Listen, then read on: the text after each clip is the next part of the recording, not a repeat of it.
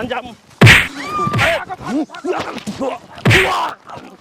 ससुर जाइम हमार बियाह होई हम साड़ी पहनम हम ससुर जाइम हो हम साड़ी पहनम ऐसे ऐसे करम है हमारा है जाई हो हमारा माँ जी के कुल दिया दिहनी धो दे हमार हम पहनम ओ अब हम जाइम, का हम करी दूल्हा के जाइम रे पगलेटी पढ़ाई का पढ़ावा का क दिहली रे करे ओ अब हम का करी है तने बड़ी जतन से साड़ी धोल रे चपाती के मोल है गाना गुड़िया निकाल के हमर ये कर लो बियाह को हमरा के लेके ना सही है कुल खरे खाती ना यही विपत्ति तुम मर भी हमरा का चल निकल निकल आज हमरा के चपल से तू मरली रे तोरा के हम लेके हई एथु अपन बेटी समझ के तोरा के हई सब कुछ करत नहीं धरत नहीं रे निकल भी पता मारी घर से निकल अब हमारी बस का बात नहीं तोरा के बहुत झेल दी चल निकल निकल तो धक मुड़ी दाब दे के मरिए जानू कि नहीं आइए मत घर में ना धक आई झोटा देबे ना धक खींच देबे पट देने जानू कि नहीं छछुंदर काई की तुती है देख तो ना कुती कहबी रे कह अरे पगलेटी तोरा से त बतियावले बेकार बारे तुती तुल गाले नहीं जो तुल गाले नहीं जो तुल गाले नहीं तुती आई रे पगलेटी तुती आओ ये माइक के वरिया तो जो तुल गाले नहीं मम जो यहाँ छुपने की जगह है राका। हाँ सरदार। काका जी सरदार। इस गांव में चलते हैं ठीक है। ठीक है। ठाकुर साहब के घर में जो भी सामान है हम लोग लूट कर लाएंगे। हम लोग लूटेंगे होगा तो हम मजा लेंगे और अत्याचारों को हम लोग मिटा देंगे। रास्ते में जितने लड़कियां मिलेंगी ना सबको दबोच लेना है ठीक है।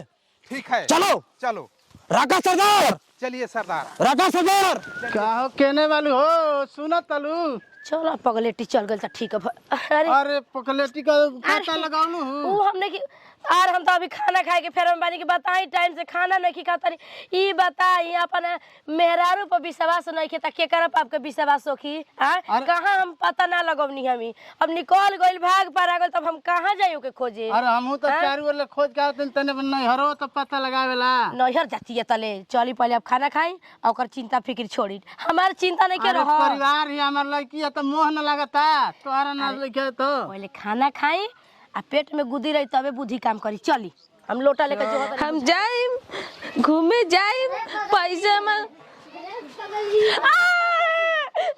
तोर माई पगली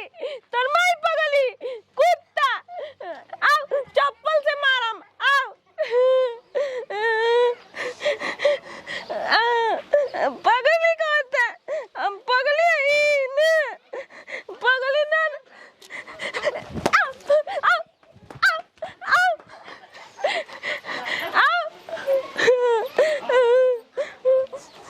मारम चप्पल से मारम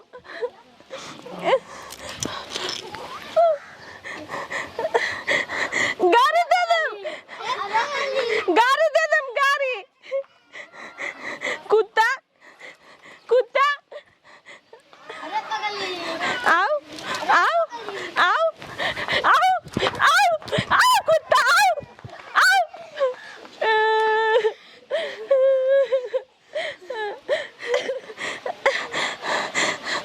हई हमारो हई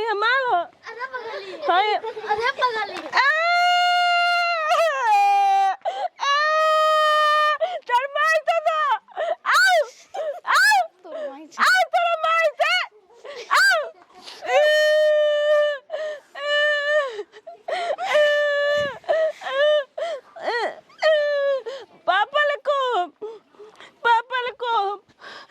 पापा को देखिए पापा मारी तोरा के मारी तकला आओ तकला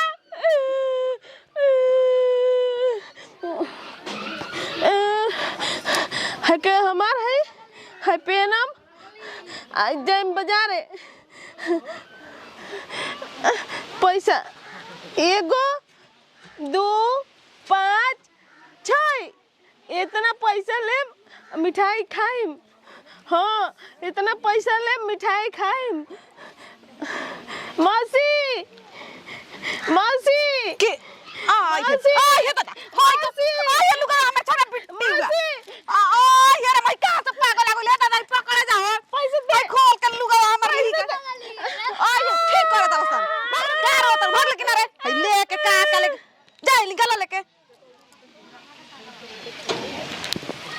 हाय आ ये बाबा आ माई आ ये अरे बाबू आ लेके करे हाय अजी मम्मी जी बत अरे बाबू मुशी तो छोड़ के ना ए मम्मी जी हाय को ओ हेरा मैं एकदम सन काहे ने बौरा हिन का भी आइल दादा अरे भागो सर ए पागली संग नत लागा सन आई कहां से आइल बे इतना जवान है पागल हे राम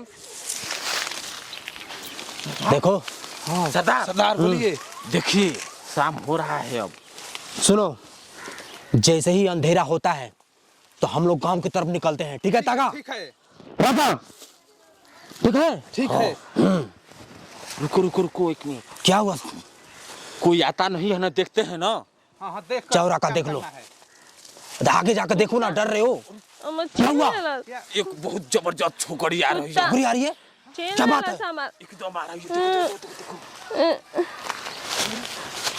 पहले हम जाते हैं, हमको गर्मी शांत करना है सरदार। जा कुत्ता लाख मैं तक छीन लेला सामान। उठा के लाओ। मैं छीन लेला। चलिए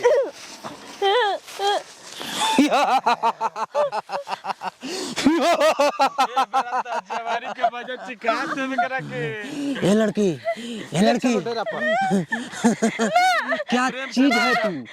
क्या चीज है तू? प्रेम से मान जा। बात और ये आइटम है। ए लगा मगर अरे पूरा कर अपना जो करना है।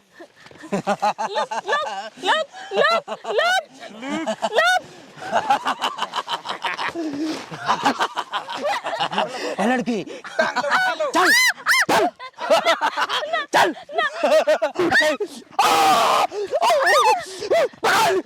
ऐसा फौज के नौकरी बा कि 4 साल पर 5 साल पर छुट्टी मिलता आ 10 दिन के वो छुट्टी मिलता। घरे बढ़िया से केहू से मुलाकात नहीं हो पावत गांव घर से। धीरे धीरे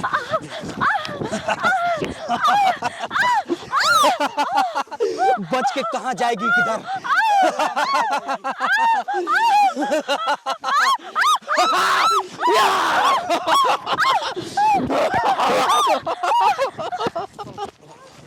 कटबिल बा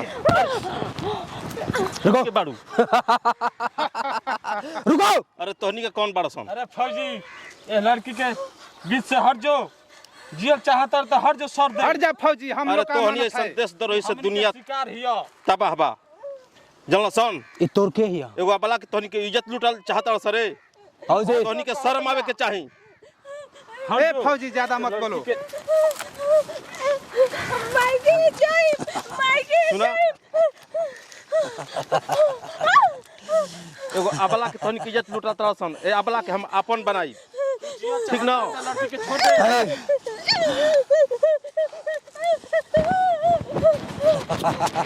जय हे माँ धरती, ई तहार अमानत दिहल ह।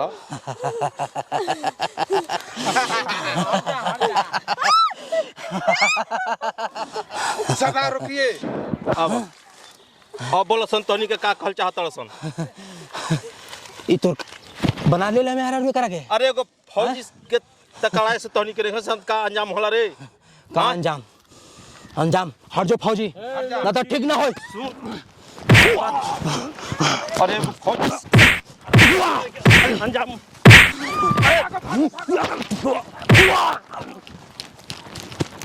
अरे तारा कहा गई, इनका कहा गई।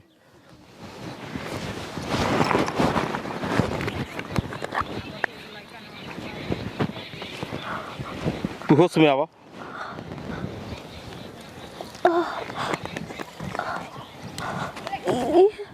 देखा तहार इज्जत बचावे खातिर तहारा मांग में हम सिंदूर डालनी। रौरा के है? रौरा के हम पहचानत नहीं खी। देखो हम फौज के जवान हैं जानलू, लेकिन हमरो शादी भई रहे, हमार जौन पत्नी रहे उमर गुली। हम कैसे इजा आ गई नी? का भइल हटे हमर साथे? अरे तू तो पागल रहू। ठीक बा, तहरा के बचा दिन, तहर मांग में सिंदूर डाल देनी, लेकिन तहर जहाँ मर्जी तहाँ तू जा सकेलू। ए जी ऐसे काहे कहतनी, जब हम पागल रहनी रौरा हमार साथ देनी। ई दुनिया में हर कोई अच्छा लड़की से सब प्यार करेला, सब शादी करेला। रौरा एगो पागल से शादी कईनी, हमार जिंदगी धन्य हो गई। अब हम रौरा जहाँ जाइब वही जाइब, हम कहीं भी ना जा सकी ना रौरा के छोड़ के। ठीक बा, तब चलो। चली बेगिए ले ली। हे भगवान, जरूर कोनो अच्छा काम कइले रहनी हम वो जन्म में, जोन हमरा के फौजी पति मिल गईनी। तहर नसीब तेज बा। भौजी, ए भौजी। का हजी के ह? अरे भौजी गोड़ लगता है। खुश रहे, आगो निकारो हुआ। हाँ अरे ये के ह? भौजी, इनका से हम शादी कर ले बनी। शादी को ले ले बने? हाँ भौजी। हमने के कुछ ना रवा बताई ने। अरे का तार से बताई भौजी, हम रास्ता में आवत रही त इनका के गुंडा इज्जत लूटल चाहत रहसन। अरे तो रवा हमने से कॉले रहती, गांव समाज के सामने हमने के शादी इनका ब्याह कॉले इज्जत रहती। बचावे खातिर भौजी इनका से हम शादी कर लेनी। चलिए कोनो बात ना, अगर शादी कर लेनी तो ऐसे भी आपके भी मेहरारू ना रही, ऐसे भी सुंदर बाड़ी, कोनो कमी नहीं के। ठीक बाटे नु? ठीक भौजी। अगर केहू जिंदगी केहू के सहारा बनेला तो ओकरा खातिर कोनो एथु नहीं के। ठीक बात, इससे बढ़ घर के में का तब बा? लिया चल भौजी। चलो चलो कनिया आवा। आ रवा आई पानी उनी पी ली।